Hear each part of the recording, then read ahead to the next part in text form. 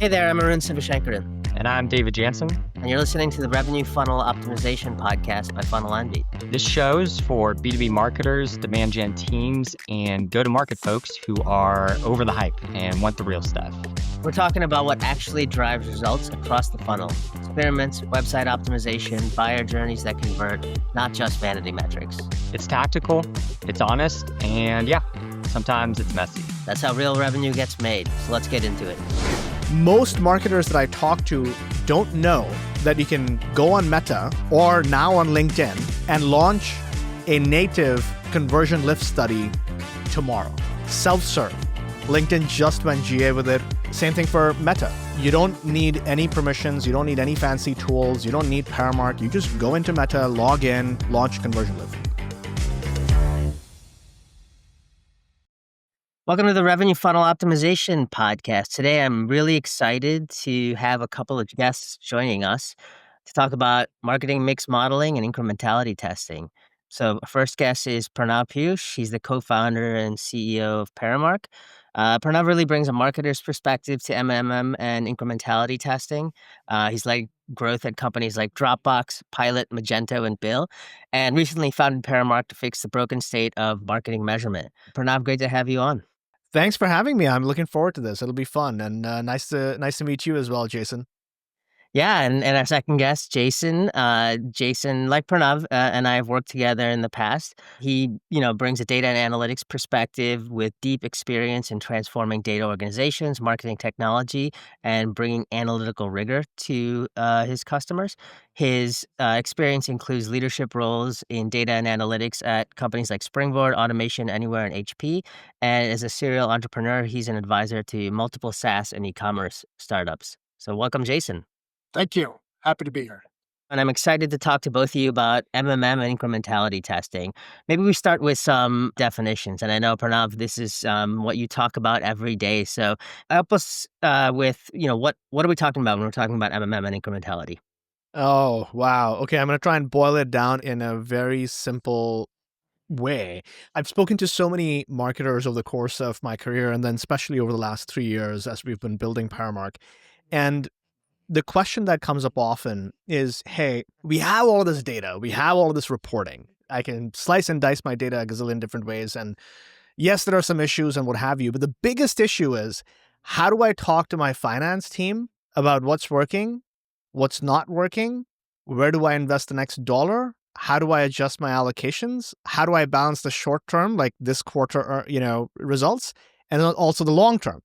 Those questions are incredibly complex to answer for most marketers, regardless of what their data infrastructure and sort of reporting is. And I think the reason for that is the lack of a scientific sort of process in measurement. And that is what MMM and testing is all about. So applying the scientific method, and if you think about what that is, right, it's test and control, right? Just like we do conversion rate optimization, just like we do A/B testing, imagine doing that across all of your media or marketing mix. That's testing. Just like you do predictions and lead scoring based on sort of correlations that you find in your data, imagine doing that for all of your media mix through a correlational methodology. That's MMM. So you're applying sort of scientific and mathematical and data science sort of principles to measurement. That's what MMM and testing are. Very different in principle and in design from MTA. And I'm sure we'll get into that. Certainly, I love the conversation about experimentation and causality. And like you said, we'll get into that. One thing struck a chord, though, is expanding the conversation beyond just the marketing team and to finance and the rest of the organization. And Jason, you've built a career out of analytics, which is, effectively helping to tell those stories with data to these teams. I mean, what's your perspective and why are you sort of getting interested in MMM from an analytics angle? So I would say, especially when looking at marketing analytics, there's frequently a desire to drive towards attribution and specifically first touch or last touch attribution or multi-touch attribution if you really want to get fancy.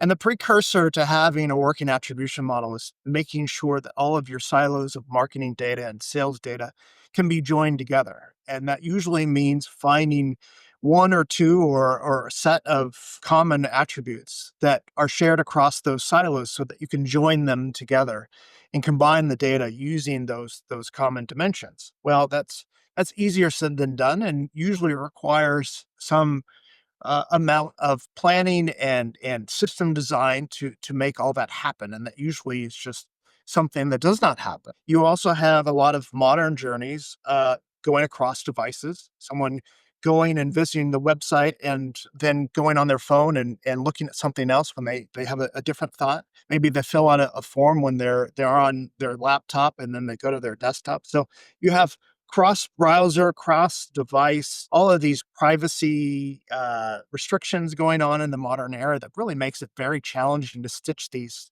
sessions together, these journeys together into users. And that's really a precursor to having an attribution model that is effective and workable without having an individual set of users that are actually the same person, but you can't tell they're the same person. I think media mix modeling is very interesting to me because it really abstracts all of that complexity away so that you can look at what is the true impact of a certain media buy or marketing tactic in relation to everything else. And then on top of that, you get the incrementality of the input. You can see, does your brand search actually impact your non-brand search? And if we reduce one, is there going to be an impact on the other? And that's just very hard to do, even with the best attribution models with the best data.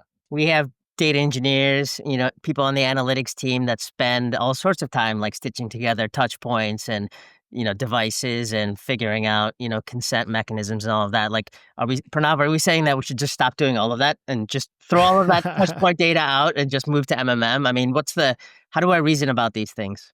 No, I don't think such an extreme point of view is warranted. Now, in our marketing, and when you hear me sometimes on LinkedIn, I'll sound extreme, right? Like, hey, MTA is garbage, like blah blah. The meta point that Jason made, I can really get behind, which is, listen, if it was possible to collect and normalize and stitch together all possible touch points, who wouldn't want that? The problem is, in reality, that is not possible. So when it's not possible and you're working with a very incomplete set of data, you have to be aware of that incompleteness and deal with that incompleteness. So I often think about, and this was a fun post yesterday. There's another guy, Sundar Swaminathan. I've gotten to know him over LinkedIn. He used to run data and marketing science for Uber. And he had this post on LinkedIn that said, hey, we should rebrand last click attribution to last click identification or something of that nature. And the point that he's making is, the problem is not the fact that you track the last click or the first click. The problem is calling that attribution, which implies cause and effect. My general advice to everybody is like, collect as much data as you can, but know when to use it and when not to use it. And if you're analyzing buyer journeys, right, and digital buyer journeys, and the visible portions of that digital buyer journey, that data is very helpful. And I will also say, these are all just models of the real world. None of them are perfect. And this is an important point because, we conflate the word measurement and models. And my co-founder reminds me of this all the time. You can't actually measure anything because measurement is always about some physical thing, something that you can actually sort of weigh. And you're creating models of the real world, but these are models.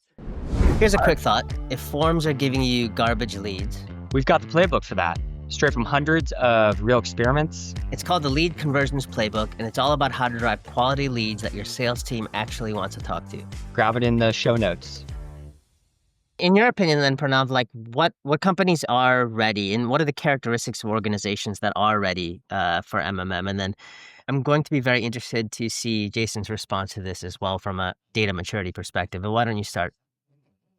Yeah, so there's a few things that I look for or I tell customers, if you are like Paramark, so who are we? 25% company. Our marketing budget is probably less than $50K a month. We have one salesperson and one marketer. We are not ready for Paramark. We shouldn't be doing MMM and testing. It makes no sense. And the reason is our marketing mix is not very mature and it's not very long, right? We only have about 6 quarters of data. And even at that point, there's only 1 or 2 channels, like mostly LinkedIn and some like other content channels. And so we are not at all good customers of Paramark.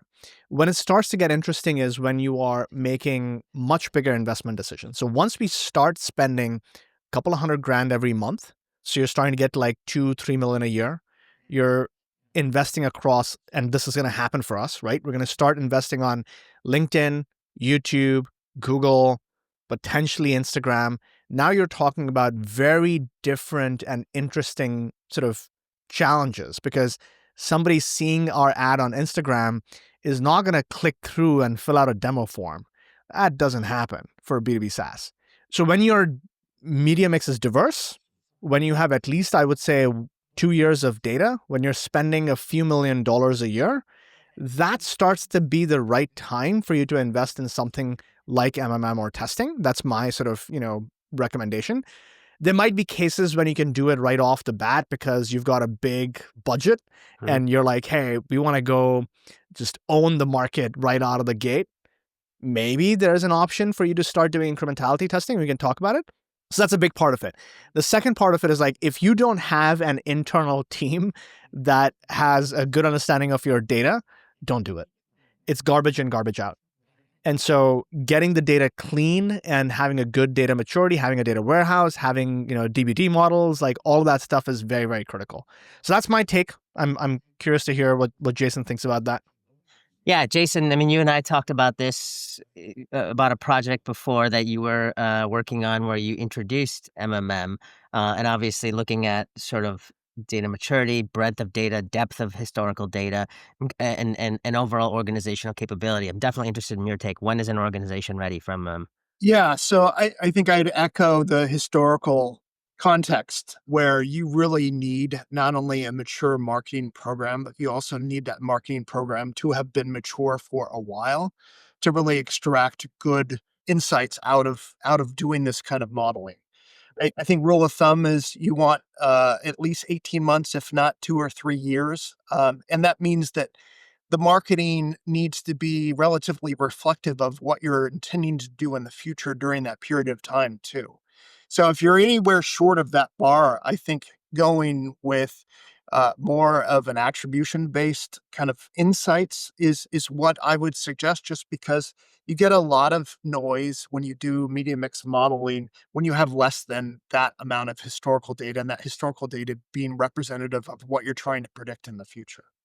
What does that mean? Well, it means that your outcome possibility, the window of what the future could be, is going to be a lot wider because the probability distribution is going to be a lot wider when you do that modeling. So it's not very helpful to do that modeling if it ends up being, oh, well, our ability to kind of represent what's going to be in the future is, plus or minus 50%.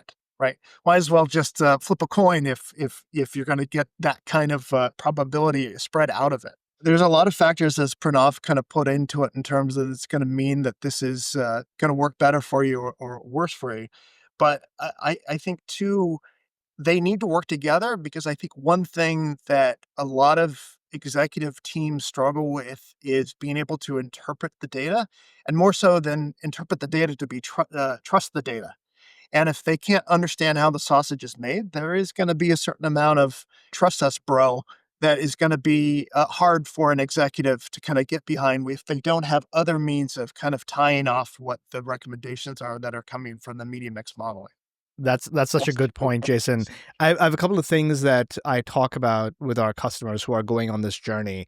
One is, even if you're not doing something like MMM, I do think every brand should be doing something like incrementality testing. So let's talk about that, because that's an interesting sort of point, right? So what is incrementality testing? And this is wild to me, okay? Like, most marketers that I talk to don't know that you can go on Meta or now on LinkedIn and launch a native conversion lift study tomorrow. Self-serve. LinkedIn just went GA with it. Same thing for Meta. You don't need any permissions. You don't need any fancy tools. You don't need Paramark. You just go into Meta, log in, launch a conversion lift. Log into LinkedIn, launch a conversion lift. What does that do? That takes your target audience on LinkedIn, splits it into a test and a control bucket, and launches whatever thing that you're testing, whether it's the entire channel, whether it's just a specific campaign, just in the test cell and not in the controlled cell, just like you do A/B testing on your website. And then it tells you that, hey, when you did that conversion lift test, your test cell converted into whatever signals that you're tracking at X%, and your control cell converted at Y%. Here's the delta between the X and the Y. Therefore, here's the implied incrementality of your Meta ads or your LinkedIn ads. Get really comfortable with Conversion API, get really comfortable with Conversion Lift. All the major ad platforms now have this. And that's your starting point for doing simple incrementality testing. Where do you see some of those like internal organizational barriers to experimentation and to really trying to understand causality, not just, one marketer running off doing a campaign, but an organizational commitment to it? What you just said, the organizational commitment to it starts at the top. If your CEO, CFO, and CMO don't understand experimentation, there's no way an individual contributor can have bottoms-up impact through experimentation. It just doesn't work. I'll give you an example. Booking.com, Uber, Amazon, Microsoft, Facebook, they publish their experimentation stats. Their success rate, so what that means is the number of tests that they run and how many of those tests yield a positive, statistically valid lift, is only about 10 or 20%. Mm-hmm. So 80% of tests don't show lift. Now, if you go to a CFO and CEO and CMO and say that, hey, we're going to set up an experimentation roadmap, but I'm telling you right off the bat that our success rate is going to be, 20%, are they ready to hear that? If they're not, none of the stuff that we're talking about matters. So start with a top-down culture. The second thing that I talk about is the willingness to actually know the truth. What does that mean, right? If you stopped all your marketing tomorrow, what would that do to your business? And I tell this to CMOs often. I tell this to heads of, performance marketing or growth marketing all the time. Go into your CFO's office or the virtual office and tell them, hey, let's just stop marketing for a quarter. See their reaction. Mm-hmm. Why are you doing that? You're not doing this to be passive aggressive or to play games, but you're actually doing this to find the truth of what is the actual impact that marketing is driving. And let's have that conversation. We are on the same page. We are all capital allocators. Putting on your business hat and your finance hat before you put on your marketing hat. And then the last thing I would say is just don't play favorites. I love events. I love brand. I love Meta. I love LinkedIn. There is no such thing. It doesn't matter what you personally love. What matters is, does it work for the business with the creative, the audience, the targeting, the channel, all of those factors. This is extremely surprising to me. Most organizations don't have their marketing data in a central place. It's still in LinkedIn and Google Ads accounts. Rude awakening that your marketing data is absolute garbage. And this is what you hear from AI companies as well, right? You can have all the amazing AI, but if your data structures are all messed up, you can't do anything with that AI.